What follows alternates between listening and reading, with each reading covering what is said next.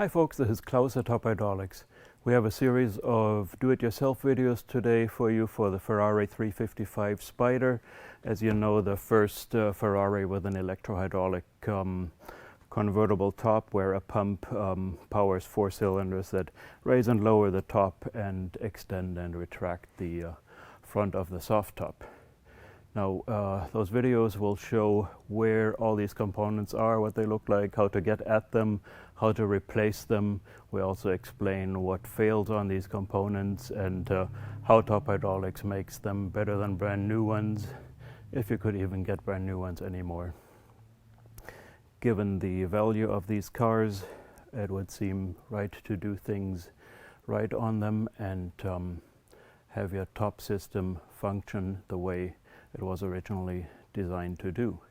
Now, if you are watching this video, then you're probably already experiencing a problem with your top, such as weird noises from the pump, maybe from the pump running out of hydraulic fluid, which means you have a leak somewhere in the system, or the top getting stuck somewhere.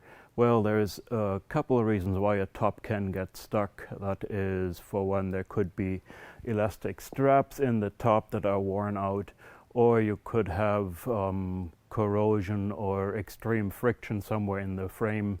But aside from that, practically all failures on the top of the 355 are caused by problems in the hydraulic system, which simply fails with age. Keep in mind the cars are about 30 years old now, so seals and elastic materials inside this hydraulic system fail with time, and if the car is used a lot, then the system also develops wear.